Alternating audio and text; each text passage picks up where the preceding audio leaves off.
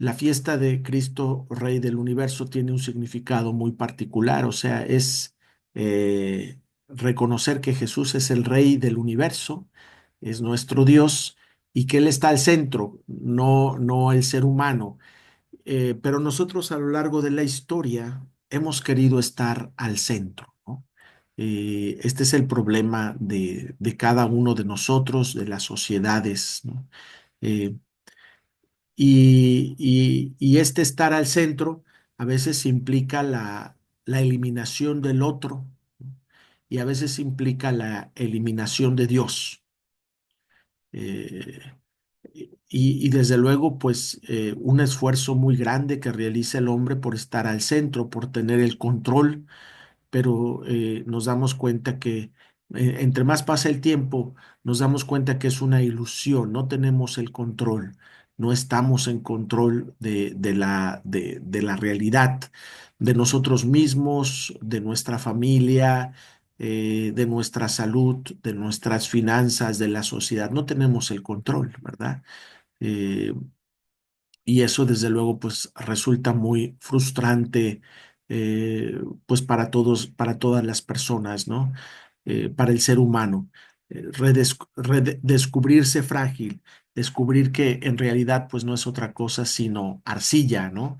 Eh, Tierra, polvo eres y en polvo te convertirás. Vamos pues a leer, bueno, después del capítulo 3 4 en capítulo 4 leímos la historia de Caín y Abel, la trágica historia de Caín y Abel, ¿no?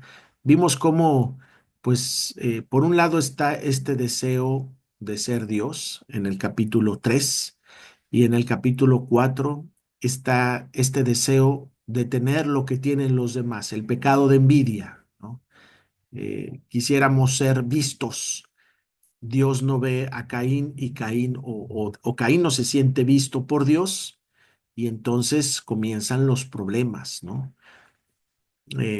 Yo cada vez me convenzo más que esta situación de ser visto o no ser visto en la sociedad, en la propia familia, está muy presente, ¿no? Justo esta semana platicaba con una persona que me decía, yo fui el consentido de mi padre y mi hermano fue el consentido de mi madre, ¿no? Y ahí hay problemas muy fuertes, ¿no? De rivalidad, problemas que rompen la unidad familiar. ¿Por qué? Porque, pues, eh, hay ahí pues una frustración, ¿no? Porque quisiéramos tener el cariño que otros tienen y no lo tenemos, no lo tenemos, ¿no? Quisiéramos a veces ocupar un lugar que los otros ocupan y bueno, pues hay una lucha ahí muy importante. A veces detrás de los problemas de la familia no está tanto las cuestiones materiales, sino las cuestiones emocionales, ¿no? Eh, está la raíz, ¿no? Bueno, el diluvio, pues, está presente en la historia de la humanidad, las desgracias que nos ayudan a recomenzar nuestra historia y vemos el compromiso de Dios de no eliminar al hombre y a su creación de la faz de la tierra. Entonces hay un mensaje muy importante en el diluvio, ¿no? Por un lado, pues las desgracias naturales que llegan a la humanidad y que pues no las podemos explicar de manera total, solamente Dios sabe por qué las desgracias suceden. Y por otro lado, bueno, pues está el hecho de las desgracias que el ser humano va causando, ¿no? Porque hoy en día pues somos conscientes de que los diluvios también no solamente son ocasionados por Dios, sino también son ocasionados por los seres humanos. Ahorita mismo estamos al borde de una guerra en Europa muy importante, la guerra con Ucrania, que pues puede convertirse en una catástrofe, ¿no? para todos los pueblos. Y bueno, pues no, de eso no es culpable Dios, de eso es responsable el hombre, ¿no? El hombre que tiene una ambición desmedida, ¿no? El hombre que tiene pues mucho miedo, porque detrás de esta guerra hay mucho miedo y hay muchos intereses. Miedo de los rusos a ser dominados, y también pues intereses económicos de los países europeos, para que Rusia no domine a Ucrania, ¿no? En fin, eh, la dimensión emocional está presente en todas nuestras relaciones. Vamos ahora a hablar de los descendientes de Noé. Eh, la historia había terminado con el diluvio y recomienza con Noé. Y, y alguien pensaría, bueno, pues ya el género humano ya aprendió la lección, ¿verdad? Pero pues leyendo la historia, viendo la historia, nos damos cuenta que no, que el ser humano no recapacita, ¿no? Algunos, por ejemplo, ahora con lo del COVID, ¿no? Decíamos, ojalá que ya entendamos, ¿verdad? Que somos frágiles, ¿no? Después de esta pandemia tan tremenda que le cayó a la humanidad, que fue algo pues totalmente fuera de lo común, inesperado, ¿no? Pensábamos que ya todo se iba a acabar y verdaderamente pudimos haber terminado, ¿no? Y mucha gente se murió desafortunadamente, ¿no? Y decíamos, ojalá que ya que este diluvio nos convierta, ¿no? Pero desafortunadamente, pues no sucedió, ¿no? No sucedió, o sea, sigue estando ahí la voluntad humana, la lucha por el poder, la lucha por el poder, la lucha por ser como Dios, ahí está presente, ¿no? La lucha por ser y aplastar al otro, ¿no? Dominar al otro. Vamos pues entonces a hablar de los descendientes de Noé. Voy a compartir con ustedes pantalla en este momento.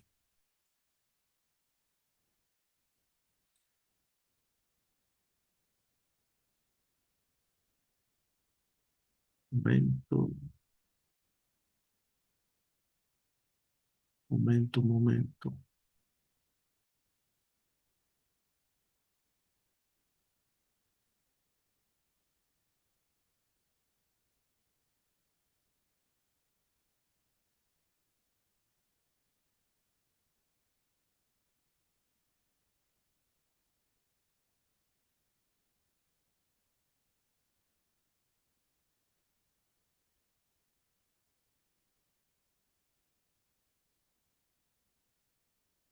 Aquí está ya la pantalla.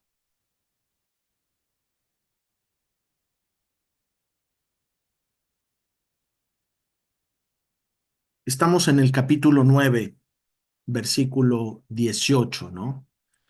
Y, y este capítulo 9, pues, eh, tiene un dato particular, un mensaje, ¿no?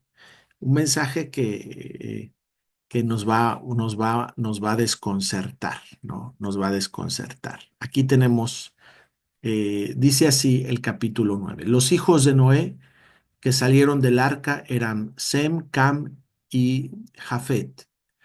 Cam es el padre de Canaán.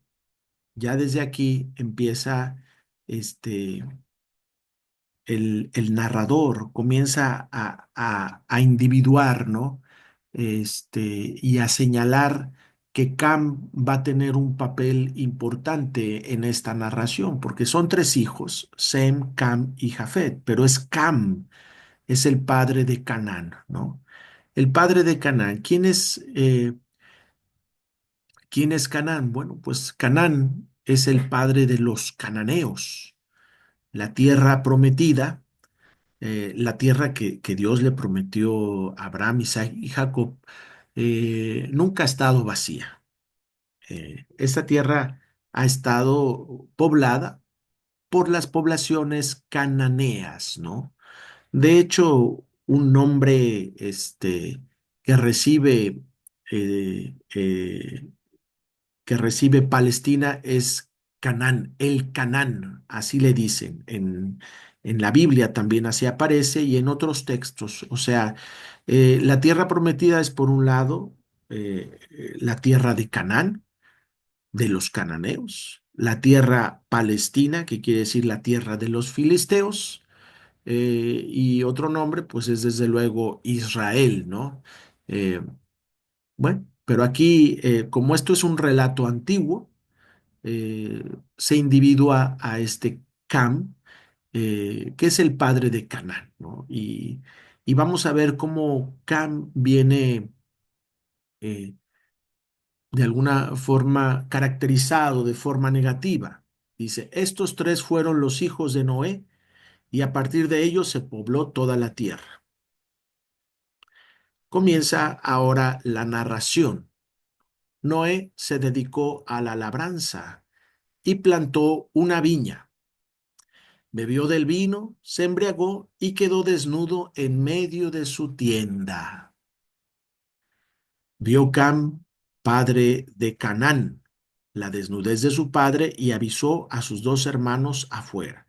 Fíjense cómo el narrador bíblico insiste no solamente en Cam, sino que este Cam es padre de Canaán, ¿no? O sea, está de alguna forma subrayando este vínculo entre Cam y los cananeos, ¿no? Entonces Cam eh, vio la desnudez de su padre y avisó a sus dos hermanos afuera. ¿Para qué les avisó? Se estaba riendo, eh, le pareció chistoso, no lo sabemos, ¿no? Vamos a entrar a esa reflexión. Los otros dos hijos de Noé, pues son Sem y Jafet. Entonces Sem y Jafet tomaron el manto, se lo echaron al hombro los dos y andando hacia atrás, vueltas las caras, cubrieron la desnudez de su padre sin verla. Cuando despertó Noé de su embriaguez y supo lo que había hecho con él su hijo menor, dijo, maldito sea Canaán, siervo de siervos sea para sus hermanos. Y después dijo, bendito sea Yahvé, el Dios de Sem, y sea Canaán esclavo suyo. Haga Dios dilatado a Jafet, habita en las tiendas de Sem, y sea Canaán esclavo suyo. Vivió Noé después del diluvio 350 años. El total de los días de Noé fue de 950 años y murió. Bueno, aquí tenemos pues esta historia que seguramente pues nos llama la atención, ¿no? Eh, Todo comienza pues con un error, un error, un error que comete Noé, ¿no? Y que después, por este error, sale culpabilizado Cam, ¿no?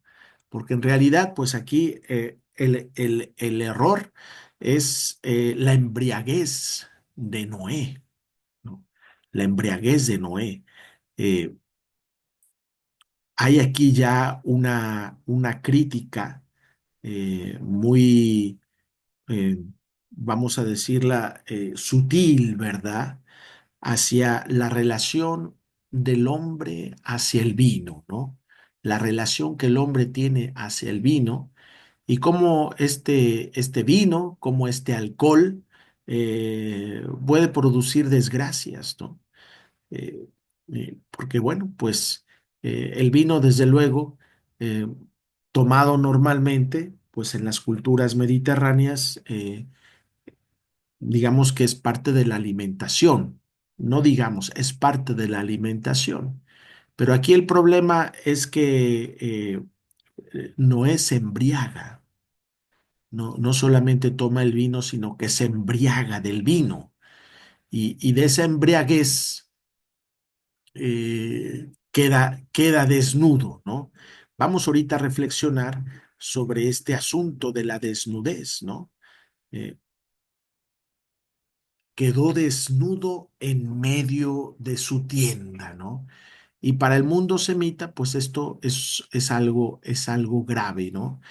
Eh, Voy ahorita a esta reflexión. Este curioso episodio que contempla a Noé dedicado a las tareas agrícolas, conquistado y vencido por la fascinación tentadora del vino, no solo ha pasado a ser tema popular para el arte de todos los siglos, sino que constituye también una de las páginas más discutidas de la historia de la cultura humana. Fíjense, se ha recurrido a esta historia para sostener que no solo la diversidad de las razas, sino también para hablar de la inferioridad de unas razas respecto a otras, y en concreto de la inferioridad de la raza africana. Cada quien a lo largo de la historia utiliza la Biblia, a veces pues para manipularla o también para justificar, ¿no? En este caso, pues eh, se hablaría de la inferioridad de una raza respecto a otras. Las razas que serían inferiores serían los descendientes de Cam, ¿no? Padre de Canaán y Canaán, bueno, pues a lo largo de la historia tuvo muchos problemas, los israelitas tuvieron muchos problemas con los cananeos hasta el día de hoy. Estos palestinos que están en Gaza, que están en Cisjordania, ¿quiénes son? Son cananeos, son cananeos. Entonces, eh, vemos aquí cómo estos son descendientes son propiamente descendientes de Cam, ¿no? Y aquí hay una maldición.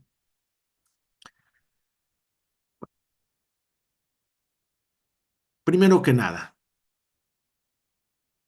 hay una invitación a darnos cuenta en este pasaje que tenemos que tener cuidado con el vino y, y pues la invitación es a vivir la virtud de la templanza, ¿no? Porque el vino a lo largo de la historia ha generado muchos problemas en las familias, eh, en las sociedades, muchos problemas. Son infinidad de abusos y de violencias de todo género, ¿no?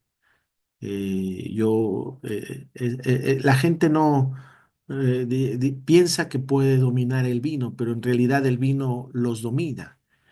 Eh, Nada más decir, pues, una cantidad de abusos, ¿verdad?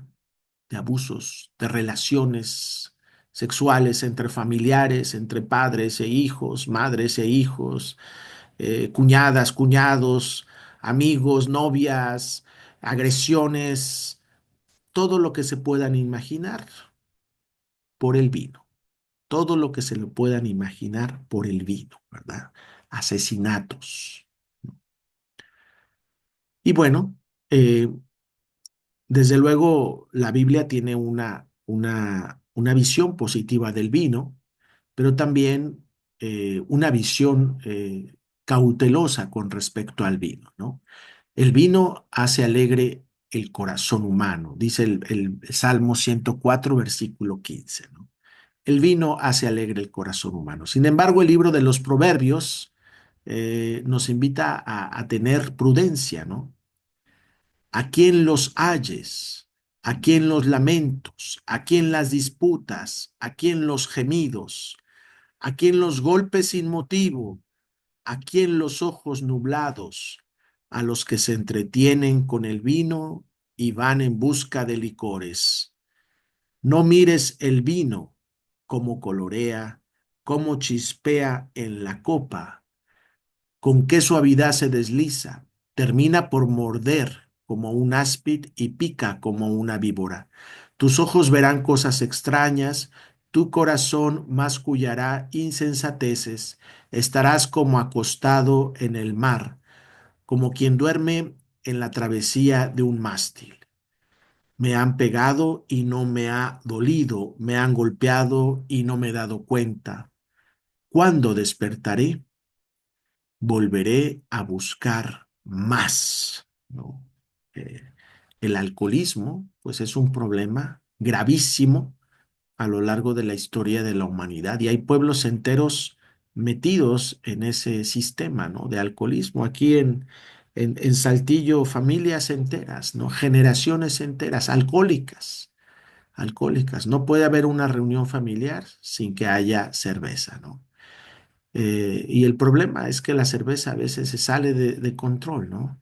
Se sale de control y vienen gravísimos problemas, ¿no?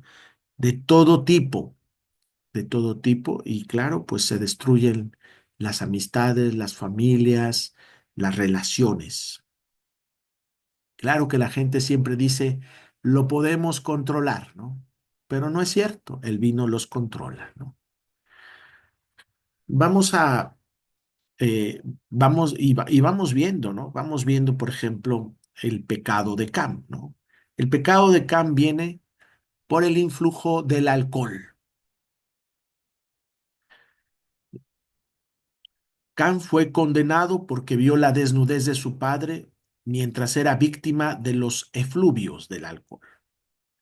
Ahora bien, descubrir la desnudez es a menudo en el lenguaje de la Biblia una expresión simbólica para indicar el acto sexual. Eh, En tal caso, se estaría aluciendo a un incesto de Cam con alguna de las mujeres del harén de su padre. Ver la desnudez de su padre es ver a las mujeres de su padre. Podría ser interpretado de esa manera. De hecho, algunos eh, este, eh, mm, lo interpretan con ese sentido, ¿no? Ver la desnudez del padre es ver a las mujeres de su padre, ¿no? Eh, Pues ustedes saben, ¿no? Lo que sucede cuando la gente está alcoholizada, ¿no? Se pierde el control y sucede toda clase de situaciones como les digo, inclusive con menores de edad. O sea, es increíble lo que sucede, pero la gente dice que no hay problema. La gente dice que no hay problema, ¿verdad? Que no pasa nada, que lo controlan, ¿verdad? Pero aquí la Biblia está dándonos una precaución, ¿no? Pero el hecho de que a continuación se diga que los hermanos Sem y Jafet cubrieron la desnudez de su padre hace pensar más genéricamente en una falta de respeto de Cam frente al jefe de la familia. Lo podremos interpretar así, una falta de respeto de Cam frente al jefe de la familia, ¿no? Puede ser eso o puede ser lo otro, ¿no? Que es mucho más grave, pero aquí hay una falta de respeto muy grave de la cual toma conciencia el padre Noé una vez que se recupera, una vez que le pasa la cruda, ¿verdad? Entonces viene la molestia, ¿no? Viene la molestia. Eh, el Génesis nos había mostrado hasta ahora la degradación provocada por el pecado de las relaciones entre el hombre y la mujer, entre hermanos y entre el hombre y Dios. Ahora resulta afectada otra relación fundamental, la que se da entre padres e hijos, ¿no? Entonces, capítulo 3, hay un problema entre un hombre y una mujer, ¿no? Adán y Eva, que le echa, Adán que le echa la culpa a la mujer, ahí hay problemas, ¿no? Después Caín y Abel, pues también se distancian. Y desde luego están los capítulos 3 y 6 que nos hablan de los problemas que el hombre tiene con Dios, ¿verdad? Pero ahora también hay esta relación que está muy fuerte, que es la relación entre un padre y un hijo que ha sido fracturada. Se trata de una relación cardinal dentro de la estructura social, hasta el punto de que se haya protegida por un mandamiento solemne acompañado de una bendición. Honra a tu padre y a tu madre para que se prolonguen tus días sobre la tierra que Yahvé tu Dios te va a dar, ¿no? Eh, o sea, esta relación padre e hijo, pues es fundamental, ¿no? Es vital. Eh, los psicólogos, los psicólogos dicen que nosotros, normalmente los terapeutas, nosotros vivimos a imagen y semejanza de nuestros padres interiormente. Entonces, ¿qué pasa cuando un padre, cuando un hijo le falta el respeto a su padre o a su madre, ¿no? Comienza ahí toda una cuestión de desarmonía, ¿no? Y cuando un padre odia a su hijo, ¿no? Lo maldice, pues es tremendo. Bueno, pues en esta semana ha sucedido esto eh, de este niño Giovanni, ¿no? Que se suicidó, ¿no? Y bueno, pues detrás de todo, de esta situación, parece ser que había toda una realidad de abuso, ¿no? Los padres que no querían a su hijo, ¿no? Y este niño, precisamente por no quererse, no sentirse amado, sentirse abusado, pues tomó la decisión de suicidarse, ¿no? Un niño de 9 años. Eh, y eso, bueno, pues a veces las personas no se suicidan, pero viven totalmente infelices y haciendo infelices a las personas que los rodean, precisamente porque no se sienten amados por sus padres, se sienten maldecidos por sus padres, ¿no? Eh, y esto porque, bueno, aquí, por ejemplo, en el capítulo 3 vemos a la serpiente, ¿no? Que entra ahí para meter la tentación. Aquí en este capítulo no hay serpiente, sino es el alcohol, el vino que descompone la relación familiar.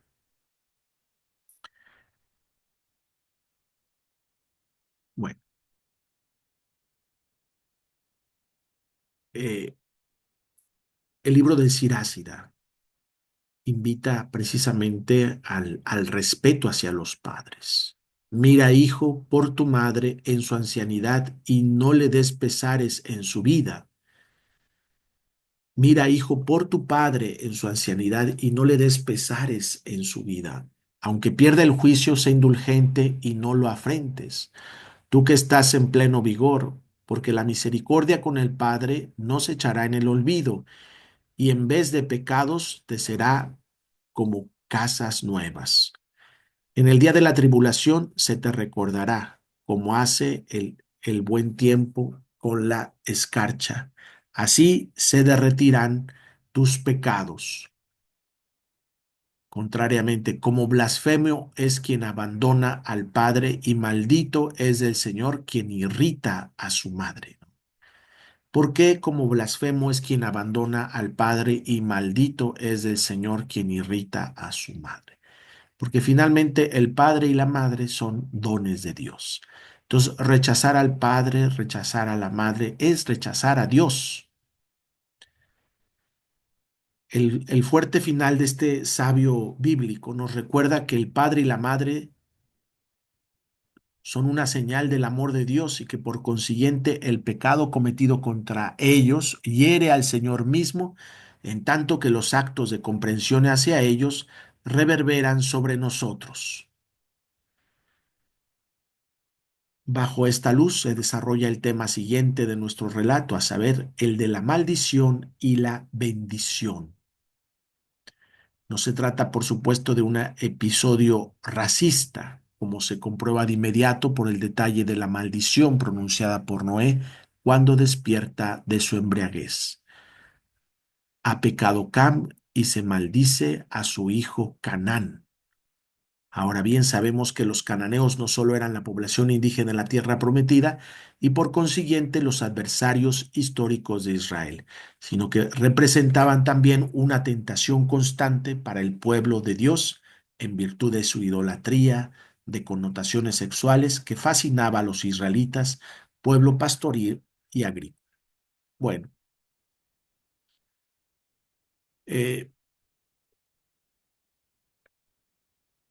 es importante para nosotros darnos cuenta que mientras estos pasajes están dándonos razón de los conflictos que están presentes entre el pueblo de Israel y los cananeos y los pueblos circunvecinos, desde la perspectiva cristiana, pues ya no hay judío ni griego porque todos somos uno en Cristo Jesús. O sea, eh, no, el cristianismo pues eh, supera, supera el racismo que está muy presente en estas, eh, eh, eh, en todas estas culturas, ¿no?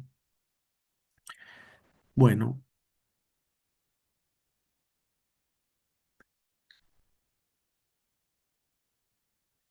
también pues hay un tema muy fuerte aquí en esta reflexión, que es la cuestión de la esclavitud, ¿no?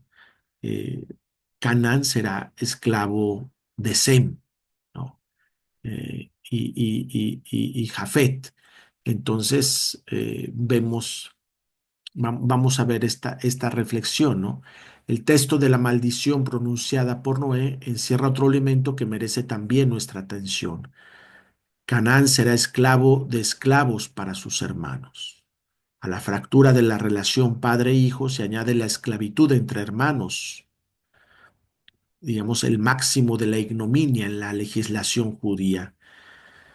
El desquiciamiento de las relaciones interpersonales y sociales va en contra del proyecto de Dios que contemplaba una humanidad en pacífica continuidad y en transmisión armónica de valores, sea a lo largo de la trayectoria vertical de las generaciones o en el nivel horizontal entre hermanos y familiares.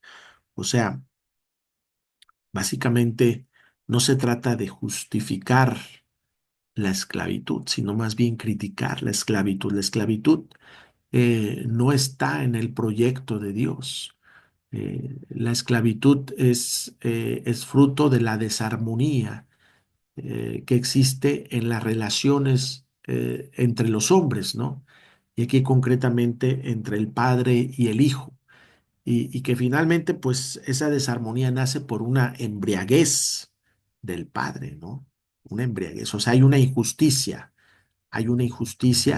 contra Cam, ¿no? Vamos a.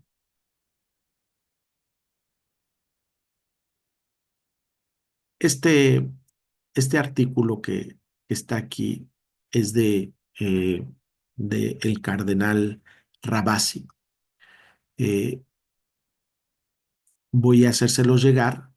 Ahorita no lo vamos a leer todo porque no hay tiempo para leerlo todo. Vamos entonces eh, ahorita a lo que vendría siendo, quiero preguntarles un poco su reacción con respecto a esto que estamos viendo, que es importante cómo cerrar, ¿verdad? No quedarnos. Eh, ¿Qué piensan de esta situación? A ver, Brian, adelante, Adelita.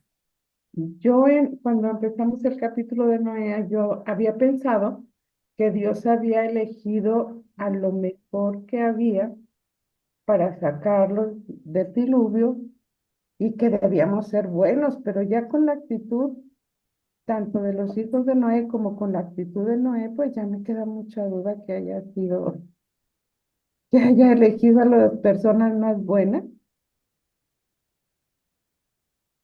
Bueno, pero Ya no sé cómo veamos.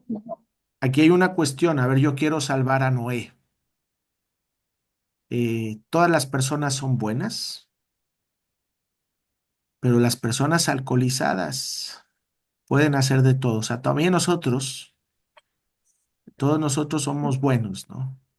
Pero Pero nada más que nos droguen o que nos alcoholicen. Podemos cuando hacer muchas cosas que no tendríamos, que no deberíamos de hacer. pero cuando los maldijo ya no estaba alcoholizado, o sea, Es la, solo es estaba la, es la cruda. O sea, el problema comienza con Noé sí, y porque Noé pues es el que se alcoholiza, ¿no? Y sí, después le da coraje sí, que siento su que hijo haya visto la desnudez, o sea, le haya faltado al respeto. No sabemos exactamente la naturaleza de lo que sucedió, ¿no? Pero la Biblia afirma vio su desnudez. No sabemos si vio la desnudez de las concubinas de Noé, de su mamá, o si vio nada más la desnudez de Noé. Algo, una falta de respeto. Hay una falta de respeto muy grave.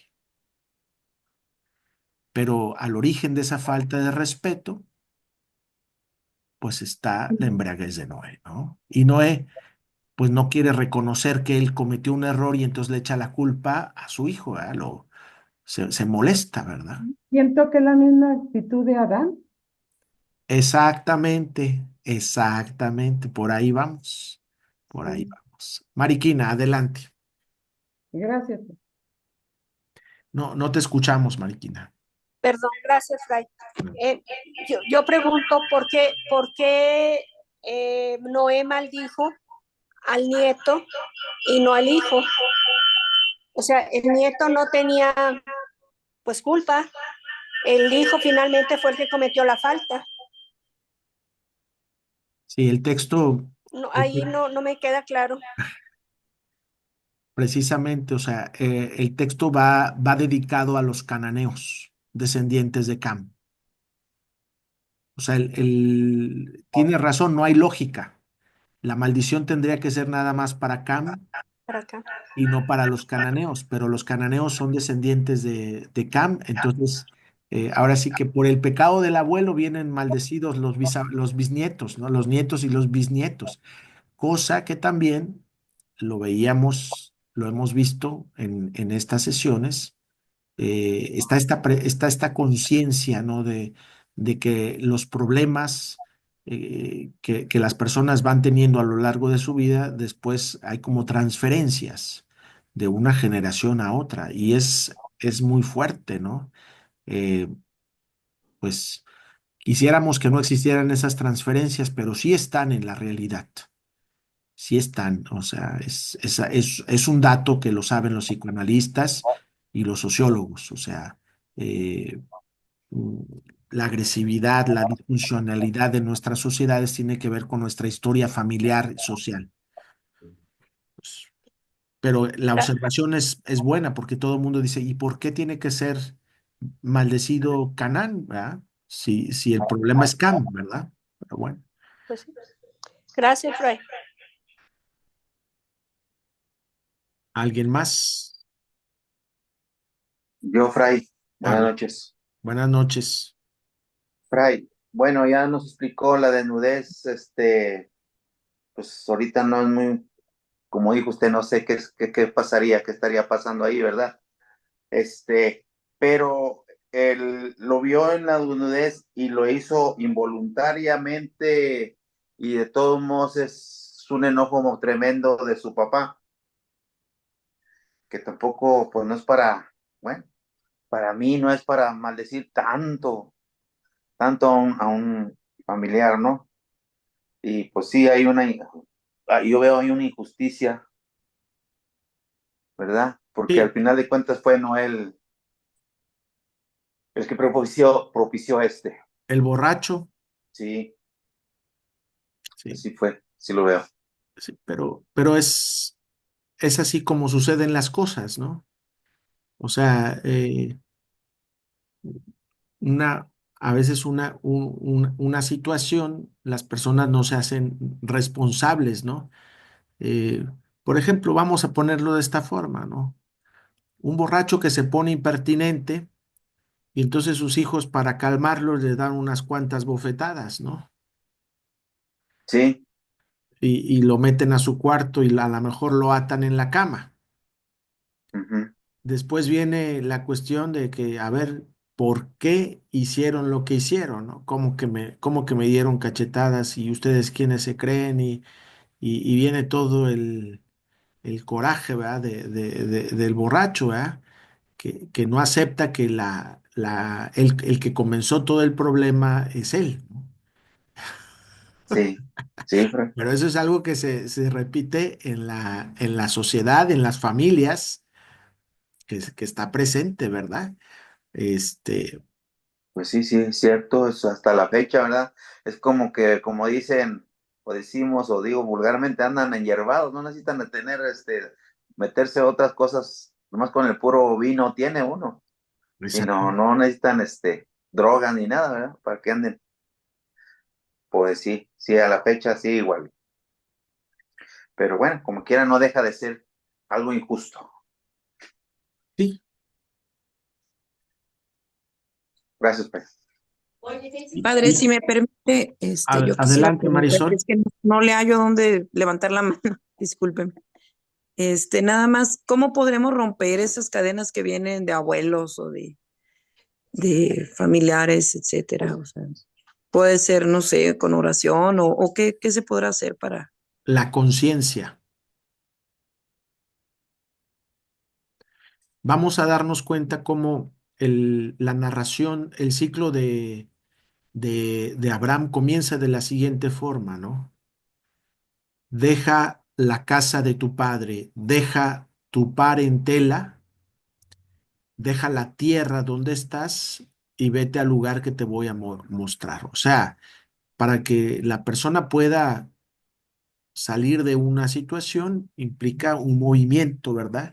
Un movimiento exterior, pero también interior.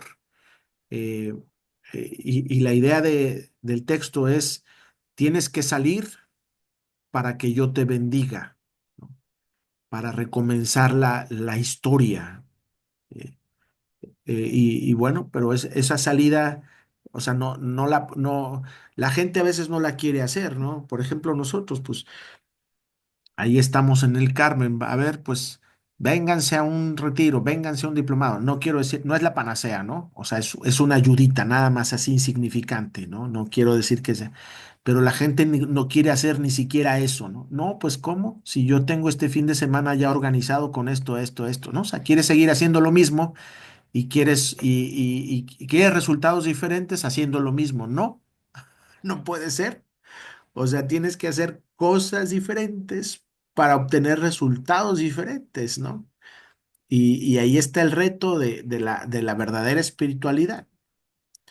Este, y hay que alejarse de los patrones familiares, ¿no? Deja la casa de tu padre y deja a tu parentela, significa tomar conciencia de quién eres y entrar a otro tipo de relaciones. Pero es movimiento, es conciencia también. La oración ayuda, ¿verdad? Pero la oración no es todo. También hay que poner movimiento. Gracias. Bueno, Elcita, ¿quieres decir algo? No, no te vemos porque estás en silencio.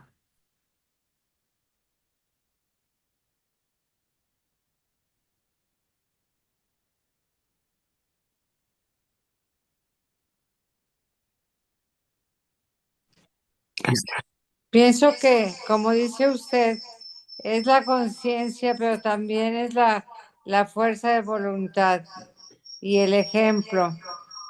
Si una persona, si una familia, en una familia no hay vino y tratan de concientizar lo mal que hace, yo creo que se puede hacer algo a los hijos. Y pues es todo un reto, no, no es fácil, ¿no? Porque hay, No, hay papás que no toman, pero hijos que sí toman. pues También sí. es, también Ujú. eso, o sea, eh, entonces ahí quién tomó. Bueno, pues a lo mejor los abuelitos, ¿verdad? Ajá. Hay cosas que Sí. no vienen necesariamente de los padres, sino de los abuelos. También eso es cierto, ¿verdad? Pero aquí cada persona es responsable. Exactamente. Gracias. Gracias.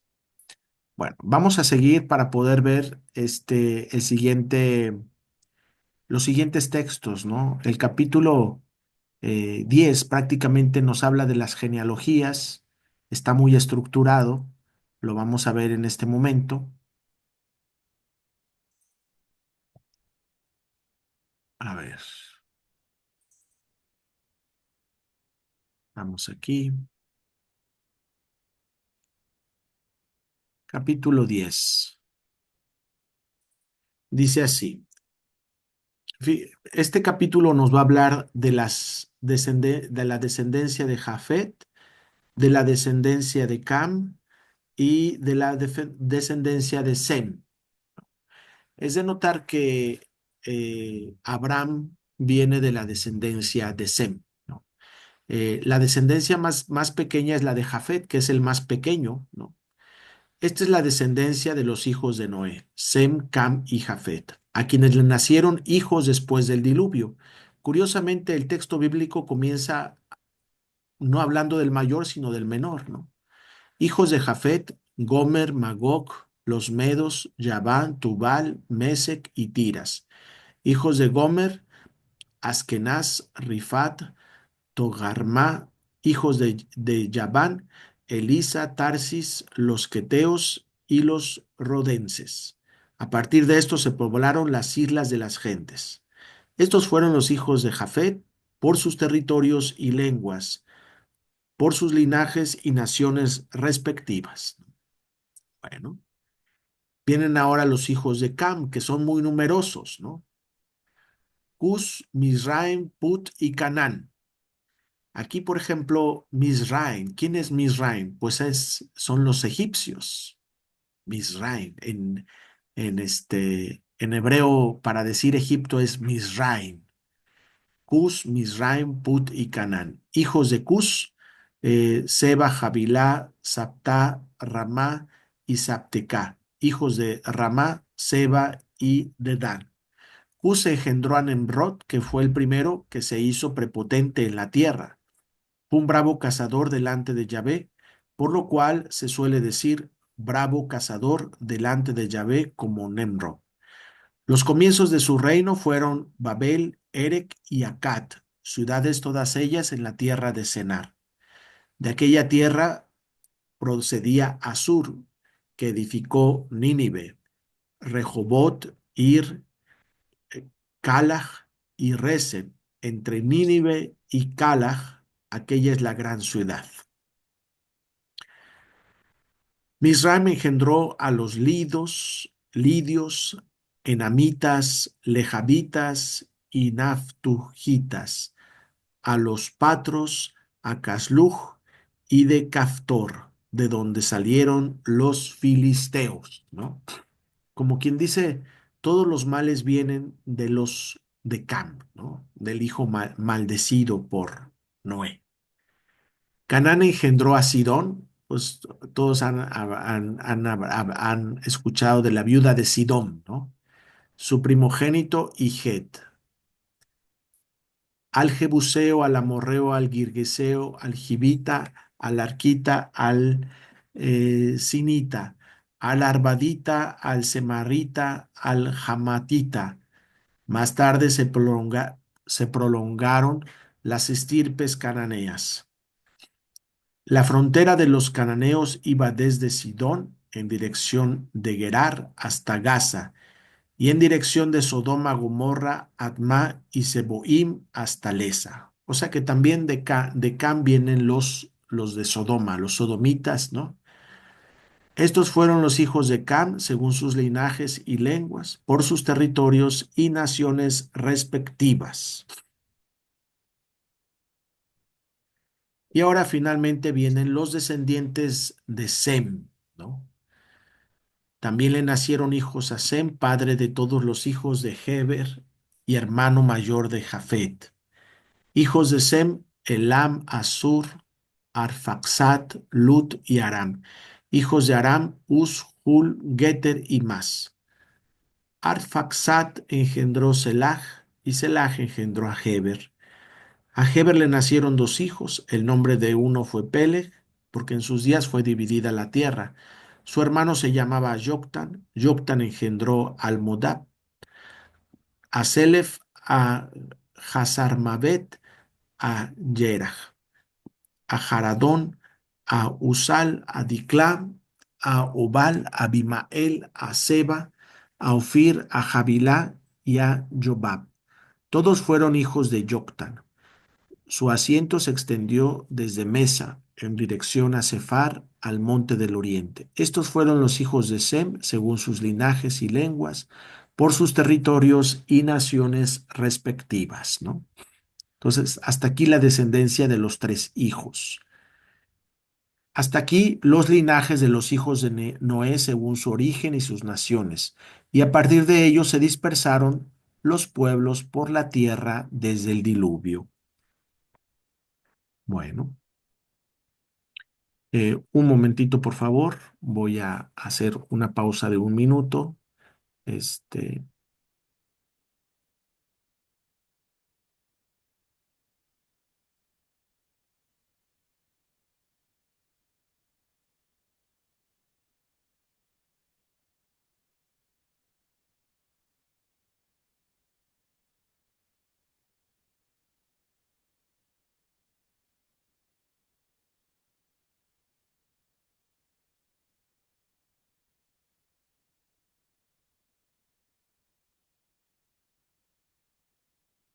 Pero para hablar.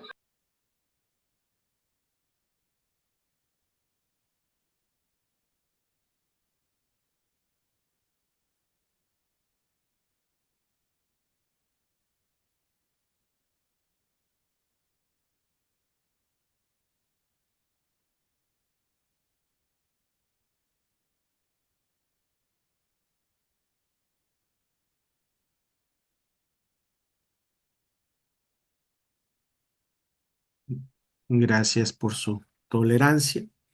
Vamos ahora a un episodio muy conocido que es el de la Torre de Babel. Dice así. Eh, este episodio, pues, es prácticamente la antesala de la historia de Abraham, ¿no? Eh, Todo el mundo era de un mismo lenguaje e idénticas palabras, ¿no? Al desplazarse, pero fíjense cómo eh, el capítulo 10 nos está hablando de otra realidad. El capítulo 10 está hablando de diferentes tribus, pueblos, que obviamente tienen diferentes lenguas, ¿no?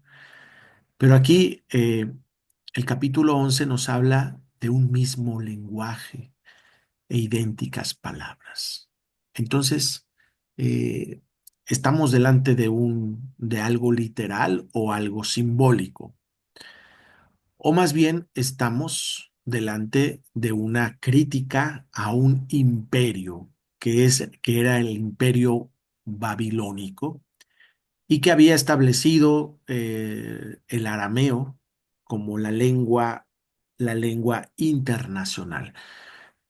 A lo largo de la historia han existido lenguas internacionales, ¿no? El arameo, pues, estuvo siendo la lengua importante. Después vino el griego, que duró varios siglos. Después vino el latín, y después del latín vino el francés, ¿no? Y ahorita estamos en el inglés, ¿no? Y aquí se nos dice de una manera así muy general. Todo el mundo era de un mismo lenguaje e idénticas palabras. Obvio que no, ¿verdad? Obvio que no, porque si en el capítulo 11 se nos está hablando de diferentes pueblos, pues no pueden tener la misma lengua, ¿no? Al desplazarse la humanidad desde el oriente, hallaron una vega en el país de Senar y ahí se establecieron. Entonces se dijeron uno al otro, vamos a fabricar ladrillos y coserlos al fuego. Así el ledrillo le servía de piedra y el betún de argamasa. Se está refiriendo a la cultura babilónica, ¿no? Cuyas construcciones de ladrillo están todavía en pie. Muchas de estas construcciones siguen estando presentes en el Medio Oriente, ¿no? Después dijeron, vamos a edificarnos una ciudad y una torre con la cúspide en el cielo, y hagámonos famosos por si nos desperdigamos por toda la faz de la tierra. La idea de esta sociedad, pues es llegar al cielo, o sea, ser como Dios, ¿no? Ser como Dios. De tal forma que si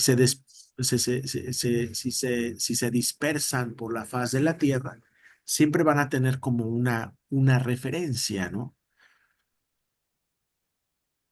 Y vamos a ver cuál es la reacción. Bajó Yahvé a ver la ciudad y la torre que habían edificado los humanos, y pensó Yahvé, todos son un solo pueblo con un mismo lenguaje, y este es el comienzo de su obra. Ahora, nada de cuanto se propongan les será imposible. Bajemos pues y una vez allí confundamos su lenguaje, de modo que no se entiendan entre sí. Y desde aquel punto los desperdigó Yahvé por toda la faz de la tierra y dejaron de edificar la ciudad. Por eso se le llamó Babel, porque allí embrolló Yahvé el lenguaje de todo el mundo, y desde allí los desperdigó Yahvé por toda la faz de la tierra. Bueno, aquí hay eh, digamos que estamos delante de una narración simbólica, ¿no? Y que de entrada, pues a nosotros no la acabamos de entender porque el lenguaje no lo manejamos, ¿no? Eh, Vamos primero que nada a explicar qué significa Babel. Por eso se llamó Babel. Bab es puerta, el, ¿no? Entonces, por eso se llamó Babel, es la puerta de Dios.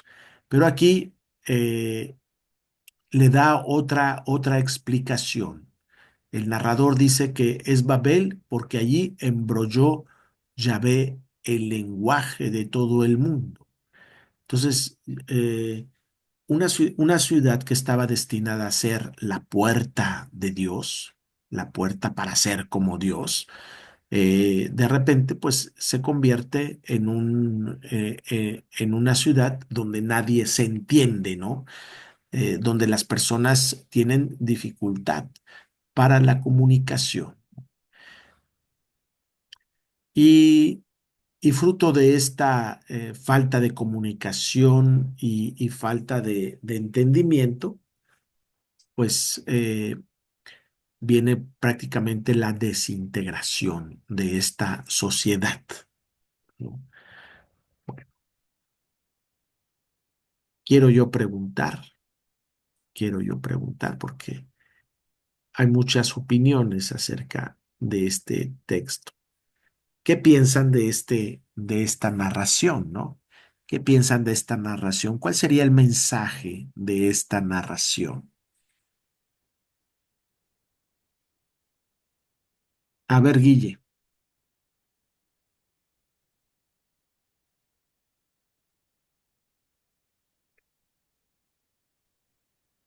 Pues a mí me parece que cómo queremos pretender siempre ser como Dios y se nos dan una y otra lección y aún en cada paso hay algo, hay alguien que pues que quiere ser como Dios o quiere llegar a él.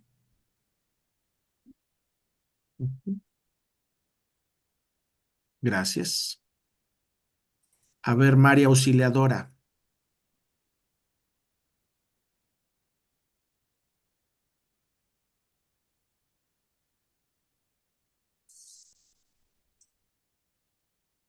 Ay, perdón, perdón. Ahí está. Me confundí con el audio y el video. Bueno, pues aquí, no sé, a mí me dice que eh, pues Dios siempre va a buscar lo bueno de la humanidad, ¿no? Ujú. Porque ahorita decían que por qué Dios había escogido a Noé, ¿verdad? Si no era bueno. Y yo digo, bueno, Dios, pues claro que ve en nosotros lo bueno, ve la bondad en nosotros, pero nosotros somos los que nos alejamos de Él. Nuestras actitudes nos alejan de Dios, ¿verdad? Nuestras malas actitudes. Por ejemplo, como padres, muchas veces hay este conflicto entre padres e hijos porque cuando nos sentimos descubiertos, cuando los hijos nos señalan algo que hicimos mal, pues respondemos o actuamos mal también, ¿no? Porque no queremos ser descubiertos o no queremos que nuestros hijos nos digan nuestros errores y por eso pues la humanidad volvió otra vez a caer en el mal y alejarse de Dios. Y esto de la Torre de Babel, pues sí, como dice Guille, ¿verdad? Que si queremos ser como Dios, queremos a veces, pues tal vez queremos, sino ponernos en el puesto de Dios y pues no, claro que no, no debe de ser así.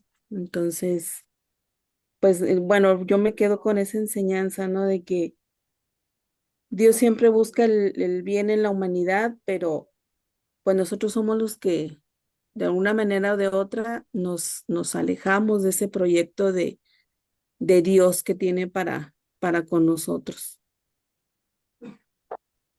Algunos, bueno, a ver, las interpretaciones del texto de la Torre de Babel son diversas, ¿verdad? Una de las interpretaciones dice así. Yo les comparto ahora lo que dicen los exégetas, ¿no? Y que son posibles y que son viables, ¿no? Eh, eh, Babel es como, eh, es una ciudad hegemónica, ¿no? Es una ciudad que intenta que todas las personas hablen un mismo lenguaje, ¿no?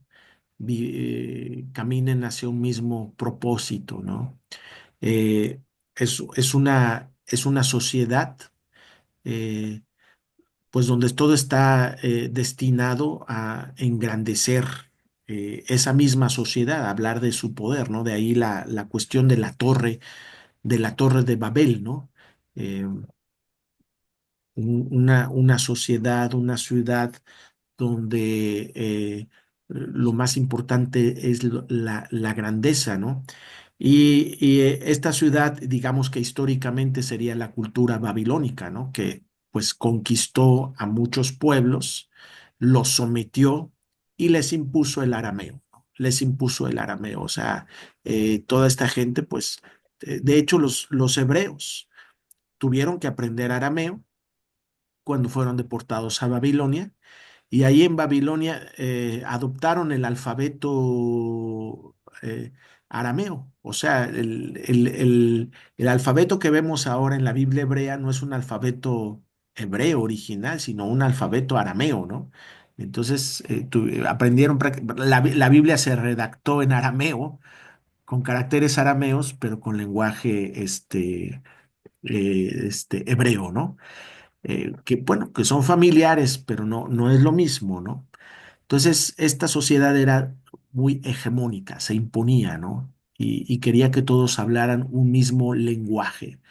Pero a final de cuentas, esta sociedad fracasó porque realmente los pueblos que había sometido tenían diferencias, tenían idiosincrasias particulares y no, o sea, eh, digamos que por un tiempo sí estuvieron unidos, estuvieron caminando a su mismo propósito, pero llegó el momento que se desintegraron.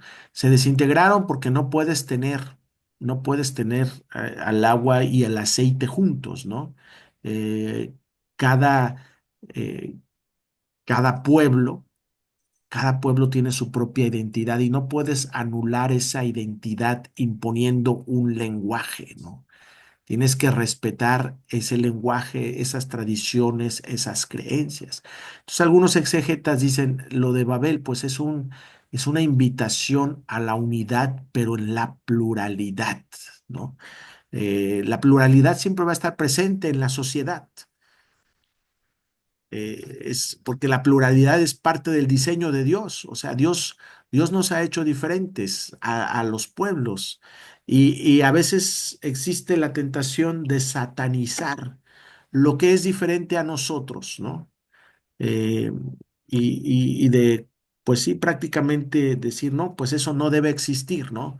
Todos deben pensar como nosotros pensamos, ¿no? Todos deben pensar como nosotros pensamos, ¿no? Y así están las sociedades. Por ejemplo, Occidente quiere que piense todos como Occidente, ¿no? Con los valores de Occidente. Los quiere imponer en Oriente, los quiere imponer en Latinoamérica, pero no funciona así la realidad, ¿no? Porque cada sociedad tiene su historia, su lenguaje, sus valores, su cosmovisión. Y entonces, siempre que en este esta lectura de la Torre de Babel viene leída en Pentecostés, ¿no? Para indicar que a pesar de los diferentes lenguajes y de las diferentes tradiciones, eh, hay un modo, está el modo de Dios, que nos da la posibilidad de entendernos, de comprendernos, ¿no? En este caso, el Espíritu Santo, el amor de Dios, nos hace ver al otro, ver en el otro su dignidad, su posibilidad, también pues un camino viable hacia Dios, ¿no? Que es un camino totalmente diferente al de las hegemonías, donde todo tiene que ser igual, ¿no? Todo tiene que ser igual.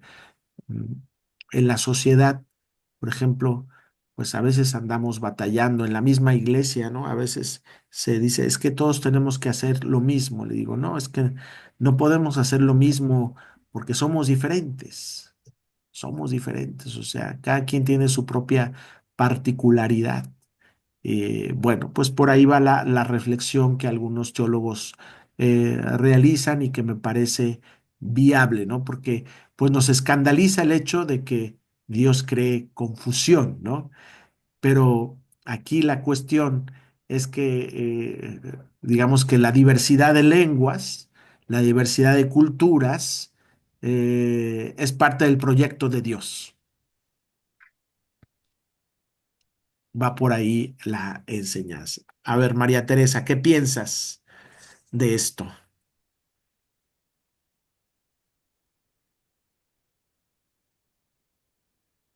Me perdí. Ahí estás. Ya te pusiste en silencio.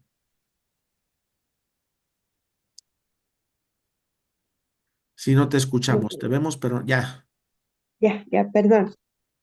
Creo que a fin de cuentas aquí lo que está, bueno, mi forma de, lo que yo pienso es que Dios está no castigando, sino eh, enseñando que el camino no es tratar de ser como Él, en la manera que queremos nosotros eh, Ujú.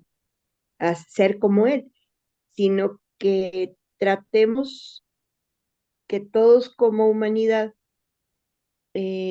con el amor, con la comprensión, con el, pues sí, utilizando el conocimiento y la tecnología, la ciencia o como quieran llamarle, estemos encaminados siempre hacia hacia encontrarlo a Él de la manera que Él quiere ser amado, respetado, conocido, y no de la manera que nosotros queremos, eh,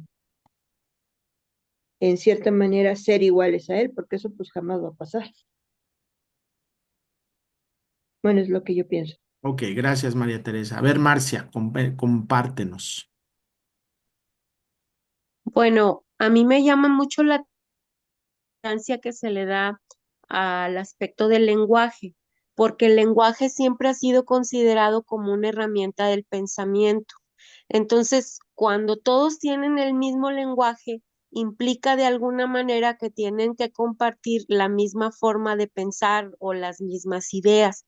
Entonces yo creo que sí es una crítica a una hegemonía, a un imperio que está imponiendo y también porque ellos querían construir una ciudad, según lo que dice el texto, para ser famosos, para cimentarse en esa hegemonía, no para la gloria de Dios. Y entonces, en esa comunidad que querían homogeneizar, Dios hace el parteaguas y se da cuenta de que la diversidad es lo que realmente se debe aceptar. Yo lo hilo con lo que vimos de la esclavitud. Me llamó la atención cómo en un momento se plantea que la esclavitud es válida con los pueblos africanos, por ejemplo, y cómo en la historia los imperios, pues practicaron la esclavitud sobre todo con ese pueblo. Y ahora en Babel, pues había una hegemonía y se abre la diversidad, entonces se manejan las dos situaciones. Eso fue lo que a mí me llamó mucho la atención. Ujú. Bueno, algunos podrían decir que se justifica la esclavitud, pero otros, o desde otra perspectiva, pues nos damos cuenta que la esclavitud es fruto de un desorden, ¿no? Más que de un orden, no es el proyecto de Dios, porque Dios no le dice a Noé que maldiga a Sem, ¿no? O sea, no es la voluntad de Dios que que Cam sea Que Cam. maldecido, ¿no? Es la voluntad de Noé, su vergüenza, es lo que experimentó, ¿verdad? Ahí el hecho de que su hijo vea su desnudez. Bueno, miren, vamos entonces a pasar a la última parte ya de este capítulo 11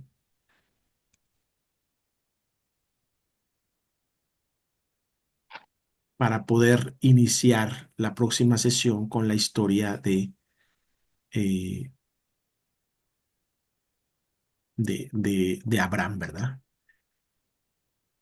Vuelve aquí en el versículo 10 a hablar de los descendientes de Sem, ¿no? Sem tenía, un momento, por favor.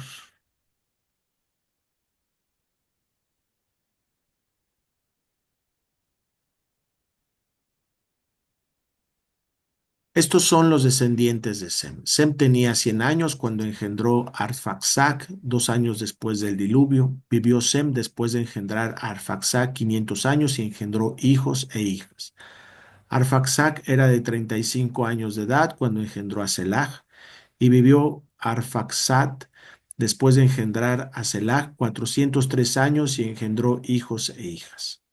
Era Selah de 30 años cuando engendró a Heber, y vivió Selah después de engendrar a Heber 403 años y engendró hijos e hijas. Era Heber de 34 años cuando engendró a Peleg, y vivió Heber después de engendrar a Peleg 430 años y engendró hijos e hijas. Era Peleg de 30 años cuando engendró a Reú, y vivió Peleg después de engendrar a Reú 209 años y engendró hijos e hijas. Era Reú de 32 años cuando engendró a Serug, y vivió Reú después de engendró a Serug 207 años y engendró hijos e hijas. Era Serug de 30 años cuando engendró a Nahor, y vivió Serug después de engendrar a Nahor 200 años y engendró hijas e hijas. Era Nahor de 29 años cuando engendró a Terach, y vivió Nahor después de engendrar a Terach 119 años y engendró hijos e hijas. Y aquí viene ya el padre de Abraham, ¿no? Era Teraj de 70 años cuando engendró a Abram, a Nahor y a Haram, que van a ser como los protagonistas de los siguientes capítulos, ¿verdad? Particularmente Abram. Descendencia de Teraj. Estos son los descendientes de Teraj. Teraj engendró a Abram, a Nahor y a Haram. Haram engendró a Lot. Harán murió en vida de su padre Teraj en su país natal, Ur de los Caldeos. Abram y Nahor se casaron. La mujer de Abram se llamaba Sarai y la mujer de Nahor, Milca, hija de Haram, el padre de Milca y Yisca. Sarai era estéril sin hijos. Fíjense cómo eh, este, eh, la esposa de Nahor es Milca, que es hija de Nahor, que es hija de Haram. O sea, prácticamente es su sobrina. Es su sobrina. En el mundo cananeo, en el mundo semita, pues esto es muy común, ¿no? Milca, hija de Haram, el padre de Milca y Yisca. O sea, Haram, aparte de tener a Lot, tuvo a Milca y a Yisca, ¿no? Pero claro, aquí lo primero que se nos dice es que Haram tuvo a Lot, ¿verdad? Y luego, pues más adelante se nos dice, tuvo a Milca y tuvo a Yisca, ¿no? Y Milca se casó con Nahor, ¿no? Terach tomó a Abram y a su nieto Lot, el hijo de Haram, y a su nuera Sarai, la mujer de su hijo Abram, y salieron juntos de Ur de los Caldeos para dirigirse a Canaán. Llegados a Haram, se establecieron allí. Terach vivió 205 años y murió en Harán. Así, así comienza esta historia de Abraham, ¿no? Abraham, pues, por un lado, eh, es estéril porque su esposa es estéril, y por otro lado, pues es una persona que está en proceso de cambio de país, ¿no? Es un extranjero, eh, un, un beduino, ¿no? Uno que va de un lugar a otro, porque su padre ha tomado la decisión de salir de Ur de los Caldeos para llegar a Haram, ¿no? Haram que está en Siria. Bueno, para la próxima semana nos toca leer el capítulo 12 y 13. Voy a salirme de esto. Capítulo 12 y capítulo 13 del libro del Génesis. Vamos a reflexionar sobre estos capítulos. Y ya con esto terminamos esta sesión. Les agradezco mucho su atención. Y bueno, pues yo espero continuar, porque algunas personas tienen preguntas, ¿no? Con respecto a las sesiones. Entonces vamos a tener el 29, el 6 y después el 13, ¿no? Ya para el 20 no vamos a tener, vamos a dar vacaciones, 20, 27, hasta enero. Yo les aviso en qué fecha de enero nos vamos a reunir. Pero sí, el 13 de enero sería la última fecha de nuestra sesión. Y ya después en enero también me parece que es la segunda semana de enero, cuando recomenzaremos nuestra formación. Sí, en enero sería más o menos el 10 de enero, ¿no? El 10 de enero. Sí va a haber vacaciones para que puedan salir a donde tengan que salir y comer todos los tamales que tengan que comer. Nos quedan 3 clases, right? Sí, prácticamente sí. Un poquito Ok. más, ¿no? A ver, ¿Cuántas? una, dos, sí, 3 clases, ahorita 3 clases. Sí.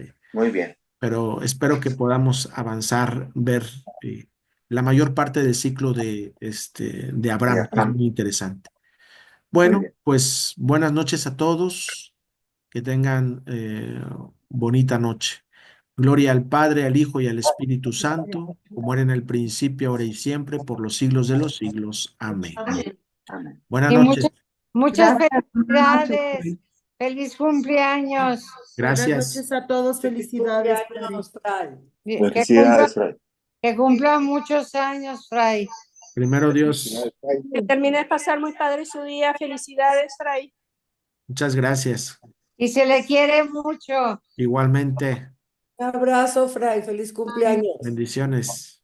Felicitaciones. Buenas noches. Felicidades, padre, que la pase bien.